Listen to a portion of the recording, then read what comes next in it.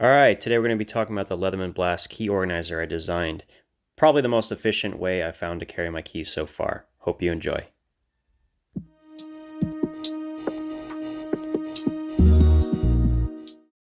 Alright, of course you're going to need some specialty wrenches to do this without marring the surface, but if you don't care about that, you can use a couple of locking wrenches. That'll work just fine. So one of the most important components it is for me is the diamond file. I got this from a PST2 and then I modified it to be able to lock inside to the blast. This is just setting it up. And once we have all the tools in, there will be two washers and it'll look exactly like this. Pause and you can see exactly what the order is, starting with diamond file and moving from bottom to top.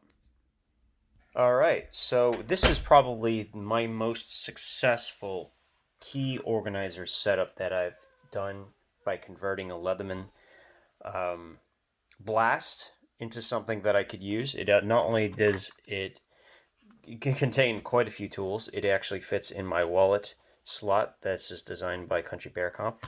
So let's run through this thing and we'll actually talk about everything that's going on. So if you've seen my videos in the past, you know that keys are definitely something that I dislike, and I wish there was a better way. But for now, we kind of stuck with what we got. This is a combination of different implements from different tools. We have a diamond file from a PST2, where I added a locking notch, so now it will actually lock. It's not locking because of all these other tools being out. I have a saw, although this is the saw from the Blast. I did have to file down the bottom so that it would lay flat. Otherwise, it will stick up too much.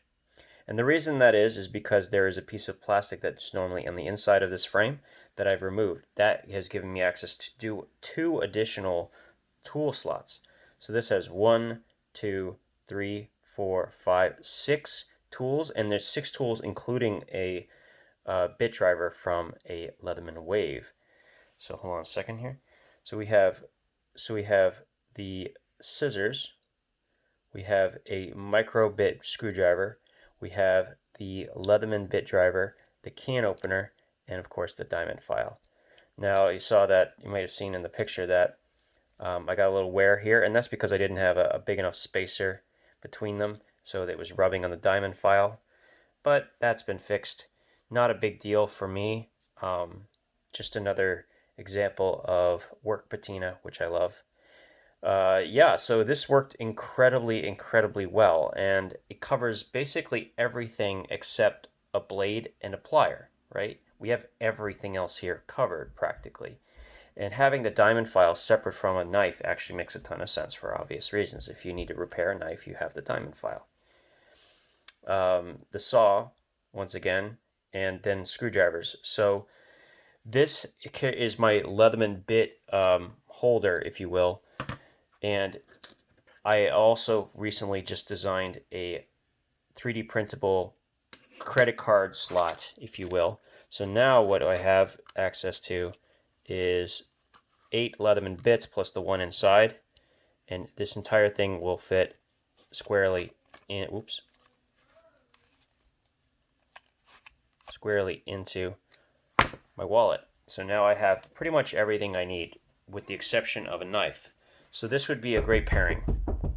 I know I show these videos and people go, well, how did you do this? How did you do that? And all I can say is it's very difficult to explain every little detail about how these go through, because I've done it enough to have a general sense of what things go together and what don't. I will show in a picture exactly the orientation I have set up in here, but even if you had only the components from the Leatherman Blast, you could make quite a good version of this tool. There are two implements that are not present in the Blast are the bit exchanger and this particular file. There's already a file in the Leatherman Blast you can use. You're going to have to do the same thing that you did with this file. And the other thing you're going to have to do with the keys is you're going to have to cut out the back slot here. So I use the Dremel tool for that, and that allows me to use the keys as they are versus having to modify the keys themselves, which you may find easier to do, which you can simply flatten the two sides of the keys and then you can leave this frame alone. That's an option. If you do that, you'll have to do the same thing with the washers, like I've sort of done here, where you have to flatten them so that they fit inside the frame. And I just used a combination of different washers that I found that worked for this particular pivot size. Thankfully, most of the keys that I have, they already fit the uh, pivot, so this wasn't a big deal. But I have 4 keys in here along with 6 different multi-tool functions. So in theory, if all I want to do was carry a folding knife, I would have everything. And then if I pair it with just something like the Timbix plier wrench, yeah, I'm in great shape for covering everything. So I don't technically need something complicated in my everyday carry. I can go with this setup plus a knife, and I would cover nearly everything with the exception of the pliers. That's pretty awesome, and this is definitely the best solution I've found so far. So I hope you guys like this. If you do, please leave a like, subscribe, and we'll talk again soon.